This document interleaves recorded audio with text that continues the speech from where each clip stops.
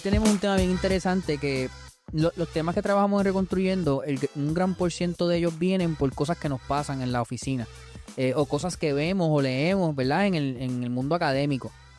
Y el tema de hoy es un tema sumamente importante porque es un tema que nos compete a todos, ¿verdad? Y es un tema que, aunque es un tema complejo, pues existen herramientas y existen estrategias para poder manejarlo lo mejor posible. Uh-huh. Y lo que vamos a estar trabajando hoy, trabajando, pues es una clase, lo que vamos a estar dialogando hoy en este podcast es básicamente el duelo en los niños, ¿verdad? ¿Cuáles son esos signos? ¿Qué es lo que se espera? ¿Qué no se espera? ¿Verdad? ¿Qué conductas son típicas de un niño que se encuentra en duelo? Primero, ¿qué es el duelo? Porque la gente piensa que el duelo solamente involucra una muerte, no necesariamente.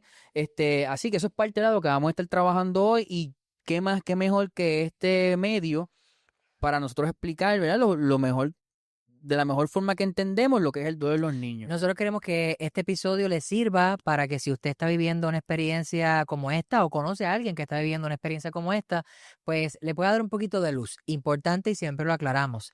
El contenido que grabamos en este episodio no sustituye el que usted haga un acercamiento a un profesional de la salud mental cuando tenga alguna preocupación relacionada con el tema que estamos tocando, en este caso hoy, el duelo. Entonces, si usted entiende que hay algunas banderitas y hay algunas señales que requieren el apoyo de un profesional, no se quede solo con el video, no se quede solo con el contenido de las redes, vaya a un profesional que pueda hacer una evaluación más profunda y trabajar y apoyarle y acompañarle en el proceso. Lo que decía, lo primero que debemos hacer es aclarar lo que es el duelo. Y el duelo no es otra cosa que la experiencia y el proceso que vivimos cuando experimentamos una pérdida. Y las pérdidas no solamente implican la muerte física de alguien, no solamente experimentamos duelo por la muerte física de un familiar o un ser querido, también las mascotitas, la pérdida, la muerte de una mascota, especialmente mascotas que llevan años, 14, 15 años en una familia, que el niño ha crecido con esa mascota, pues también puede representar un duelo y un impacto importante en la vida del niño. Pero pérdida también es cuando papá y mamá se divorcian. Pérdida es cuando nos mudamos, cuando vivíamos en Estados Unidos y de pronto hay que venir a Puerto Rico o viceversa. Eso también es una pérdida. Pérdida es cuando hay un cambio de escuela. Cuando llevaba desde el kinder y de pronto en segundo o sexto grado, tengo entonces que cambiar de escuela. Eso también puede representar una pérdida importante. Claro, no todos los niños, como igual los adultos, pero nos vamos a enfocar solo en los niños, no todos los niños experimentan ese tipo de cambios de la misma manera. Y nosotros tenemos que también comprender que es un proceso muy individual y hay que verlo caso a caso. Sí, y es bien complejo. Y algo que es sumamente importante que tenemos que tener en consideración es que, como tú mencionaste, Javi, los niños manifiestan el duelo de diferentes maneras. Y como padres o cuidadores primarios no podemos esperar a que el niño enfrente el duelo como en las películas o como el mundo popular lo proyecta, porque no funciona así. El duelo no necesariamente implica que la persona tenga que llorar. No necesariamente implica que la persona entre en estos espacios, ¿verdad? Como se proyecta en Hollywood. El duelo es algo bien personal y se maneja de maneras bien diferentes, inclusive no hay algo bien o mal, ¿verdad? Hay afrontamientos del duelo que son no saludables y afrontamientos del duelo que son más saludables. Y algo que yo quiero ser bien puntual con esto, Javi, me gustaría utilizarlo como pie forzado para que tú también aportes a esto, es que, y lo he dicho en otro podcast, que como siempre los adultos tendemos a no menospreciar, a minimizar la capacidad que los niños tienen para afrontar los duelos. Claro. Porque el proceso de pérdida, el proceso de duelo es un componente natural de nuestra psiquis. Todos sentimos duelo. Es verdad, es algo que está engranado en nuestro cerebro. Es el proceso del cambio, ¿verdad? Y el cambio nos asusta. Hay personas que manejan mejor el cambio y hay personas que lo manejan de una manera no tan saludable. Exacto. Pero tenemos que estar conscientes que no todos los niños lo manejan de la misma manera y no podemos esperar que el niño maneje el duelo como nosotros queremos que lo manejen. Ahí está el problema. O como nosotros lo haríamos. ¿O cómo nosotros lo haríamos? Ok, en el momento en el que ocurre la pérdida, vamos a suponer que la pérdida que ocurrió fue la de un familiar, se nos murió el abuelito y era una figura significativa para el niño. Lo primero que debemos hacer es dar la noticia. Es un error el pretender ocultarle semejante información o disfrazársela al niño. Hay que dar la noticia lo más simple posible. Hay que dar la noticia lo más directo posible. Claro, no quiere decir que hay que hacerlo cruel y hay que hacerlo sin ninguna emoción. Hay que compartir la noticia sin todo este, ¿verdad? Todo este adorno que a veces nosotros hacemos porque no sabemos cómo entrarle al tema. Hay que ir directo al tema porque los niños tienen una forma de procesar la información distinta a los adultos. Así que lo mejor sería el nosotros compartir la noticia directamente, lo más simple posible, en un lenguaje que el niño pueda entender. Cuando decimos también un lenguaje que el niño puede entender, queremos añadir que es importante sacar de la ecuación estas historias mágicas y fantásticas que pudieran malinterpretarse por el niño. Algunas veces sale bien, pero en muchas otras ocasiones sale Es terriblemente mal. una bomba de tiempo. Sí. Exactamente. ¿A qué nos referimos? Por ejemplo, entender primero que los niños son bastante concretos. Así que lo que usted le diga al niño, el niño lo va a entender de manera concreta y literal. Si usted le dice a un niño, a caballo regalado no se le mire el colmillo, el niño piensa que usted está hablando de un caballo. Sí. El niño no entiende que es una expresión que tiene un significado o una Sentido moraleja figurado, o un claro. sentido figurado. Así que cuando le decimos, pues mira, abuelito ya no está, abuelito se convirtió en una mariposa. Abuelito ya no está y porque Dios lo quería o lo necesitaba en el cielo y lo mandó a buscar. Claro, no estamos compartiendo esto en tono de crítica, sino más bien en un modo de educar y de concientizar para que usted reflexione y podamos corregir la manera en la que hacemos ciertas cosas. Entonces, cuando nosotros compartimos, claro, esto es independientemente de cuál sea la creencia espiritual que ustedes tengan como familia. Pero si, por ejemplo, fuera esta, la de Dios lo llamó porque lo necesitaba, o sea, el niño podría literalmente entender, Dios me lo quitó. Y si usted quería crear el efecto en el niño de que amara a Dios, podríamos corrernos el riesgo de que se genere todo lo contrario, porque el niño entendió otra cosa diferente. Así que lo mejor es, pues, por ejemplo, si abuelito murió de una enfermedad, uno decirle al niño, mira, ¿te acuerdas que habíamos hablado de que abuelito estaba muy enfermo y por eso estaba en el hospital? Y el niño a lo mejor le diga, sí, pues mira, la enfermedad de abuelito fue muy grave y por esa razón abuelito se murió. Ya, lo podemos decir con sensibilidad, pero claro y directo. Abuelito se murió. Y nosotros como adultos, que es la parte difícil, pues hay que atender la reacción que tenga el niño. Exactamente. Y no podemos esperar a que la reacción que... Si nos sentimos incómodos, porque el tema es incómodo, ¿verdad? Y Claro. es difícil, pues tenemos que prepararnos para cualquiera que sea la razón del niño y si el niño llora, si el niño grita, si el niño se queda normal, no importa lo que pase, tenemos que prepararnos nosotros a enfrentar eso y eso es uno de los retos de ser padre o de ser cuidador primario y en momentos así. Que tenemos que trabajar con un niño de esa manera. Si el niño, acto seguido a la noticia, como dice Andrés, si el niño reacciona de la manera en la que reaccione, nosotros vamos a acompañar. En nuestra cultura puertorriqueña, nosotros tenemos la tendencia a pues, no querer que nadie esté triste, no querer que nadie esté molesto, frustrado, no, queremos que todo el mundo esté siempre happy. Y entonces, pues, no llores, mi amor, no te pongas triste.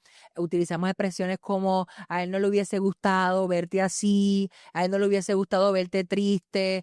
Y esas son cosas que, aunque pues probablemente sí, si yo me muero y a mí no me gustaría que la gente estuviera triste, pero esa no es la realidad, la persona se murió, yo no lo voy a volver a ver y eso me pone triste. Así que nosotros no podemos entrar en invalidar, como dijo Andrés al principio, o minimizar la experiencia emocional. El niño se siente triste, lo acompañamos. ¿Quieres decirme algo? ¿Quieres decirme cómo te sientes? Si quieres llorar, lo puedes hacer.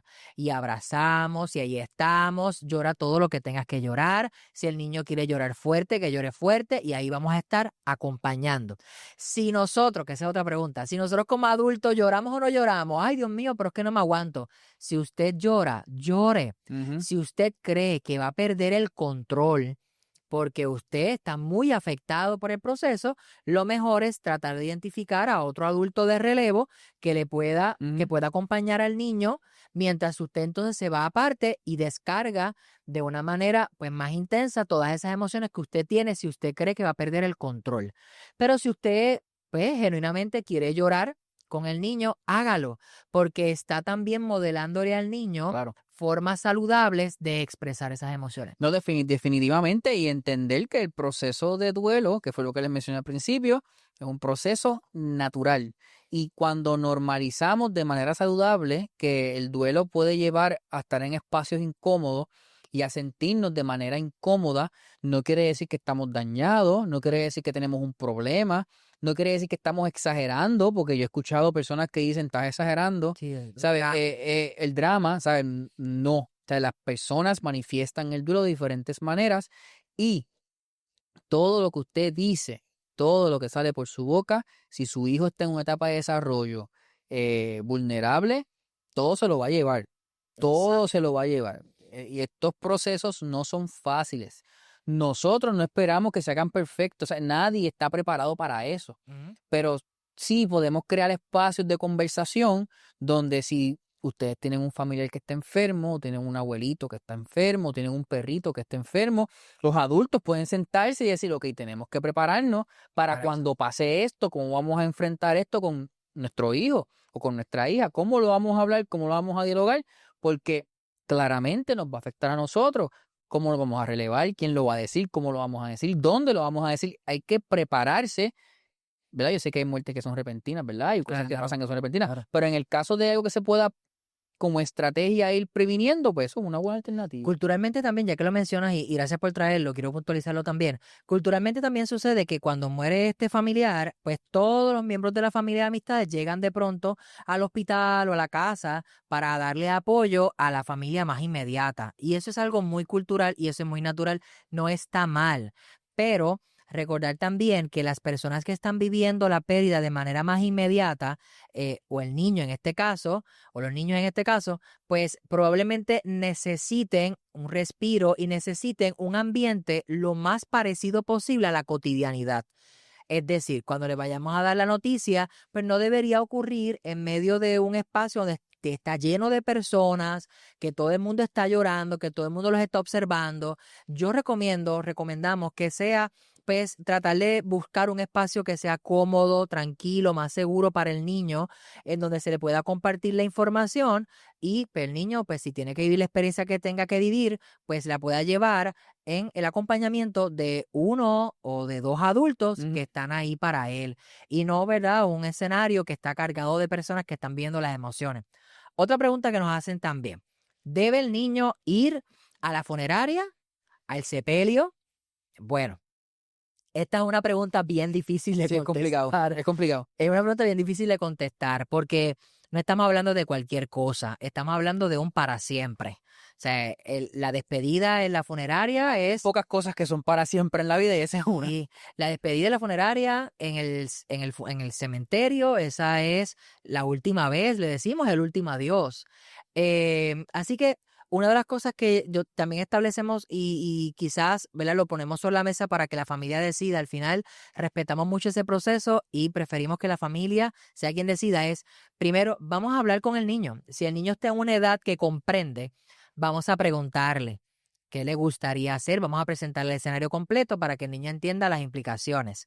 Y entonces, pues vamos a darle la oportunidad a que el niño escoja sin hacerle sentir culpable, porque pues obviamente es un proceso donde todos estamos vulnerables. Eh, yo, ¿verdad? Vuelvo y digo, es un para siempre. Yo también he vivido pérdidas muy de cerca y yo decidí que yo quería estar en todo momento, que yo quería estar en los actos fúnebres y yo quería estar en el sepelio. pero esa no es necesariamente la experiencia y la decisión o la elección de todo el mundo. Así que pues yo recomiendo más bien que la familia pueda de manera sensata, que conoce al niño, darle el espacio para que si ya tiene la capacidad, pueda decidir si quiere ir, si quiere asistir, y si así fuera, que siempre hayan adultos que ya nosotros hemos identificado, que sabemos que pueden mantener cierto control, que ¿verdad? Son de confianza, pero quizás, ¿verdad? Pueden apoyarnos porque no eran a lo mejor tan cercanos a la persona que falleció y puedan acompañar al niño en su proceso, ¿verdad? Ayudándolo en todo momento. No es un momento para distraerlos y para hacerles cuentos, para que no sientan, para que no se acuerden de esta experiencia, para que no la vivan, porque como dijo Andrés, es una experiencia súper natural. Y lo único, dicen por ahí que lo único seguro que tenemos en la vida es que algún día nos vamos a morir. Así que sí es importante que los niños sepan que esto es real, que esto es parte de la vida y que esto se debe vivir. Y la forma en la que nosotros los adultos lo vivamos también va a darle a ellos recursos y estrategias para ellos también aprender a vivirlo, ¿verdad? En este momento y también en futuras ocasiones. Claro que sí, mientras más abiertos estemos al proceso y menos rigurosidad tengamos en el proceso, quizás le demos la herramienta necesaria para que ellos puedan también manejarlo. Claro. ¿Verdad? Como les mencionamos, el proceso de duelo es un proceso bien complejo. No hay palabras que un psicólogo tenga para poder hacer sentir mejor a alguien durante un duelo. Es un proceso natural y difícil que con buen acompañamiento y con un buen entendimiento del proceso natural del duelo, con el tiempo, o sea, poco a poco sentir mejor. La pregunta que también se hace o se nos hace en medio de este proceso, ¿verdad? Para cerrar así el tema es, ¿llevo al psicólogo? ¿Cuándo lo llevo al psicólogo?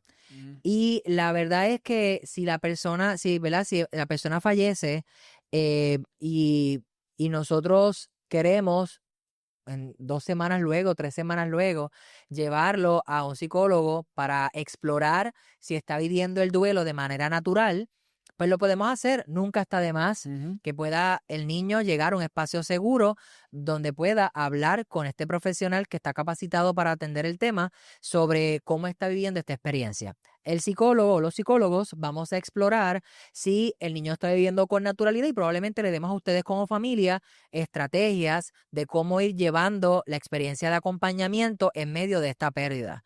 Y seguramente pues algunas visitas regulares por ver cómo está todo. Ahora, cuando el duelo se nos está complicando porque se están presentando conductas de riesgo o conductas que empiezan a levantarnos bandera, ahí sí, pues entonces debemos llevarlo a un seguimiento mucho más recurrente. ¿Y de qué conductas estamos hablando? Pues probablemente en las primeras semanas probablemente haya problemas para dormir, probablemente haya cambios en el apetito, En el juego. probablemente el niño juegue diferente, probablemente el niño hable regularmente de que murió, hable regularmente o lo incluya en la historia del juego, mencione con más frecuencia el tema de la muerte. Todo eso pasa con naturalidad, eso es normal que ocurra. Ahora, si el niño entonces nos ha dejado de comer a un punto de que ha bajado mucho de peso, si el niño de pronto tiene un nivel de insomnio que está afectando su salud, su capacidad, si se está aislando demasiado, vamos 3, 4 semanas, se aísla demasiado, está perdiendo interés en cosas que antes le interesaban mucho e incluso ha pensado en la muerte como una alternativa para escapar de su dolor, especialmente cuando son más grandes. Son banderas rojas que nos deben dar la alerta de que es importante que busquemos ayuda profesional en medio del proceso de duelo que estamos viviendo. Sí, yo pienso que eso, no creo que no tenemos mejores palabras, yo creo, para explicarle, ¿verdad?, lo difícil que es este proceso y que siempre es bueno, ¿verdad?, que haya una apertura al acompañamiento y al diálogo y que entendamos que es un proceso natural y que los niños lo van a manejar a su manera. Nosotros tenemos que acompañar y respetar ese proceso.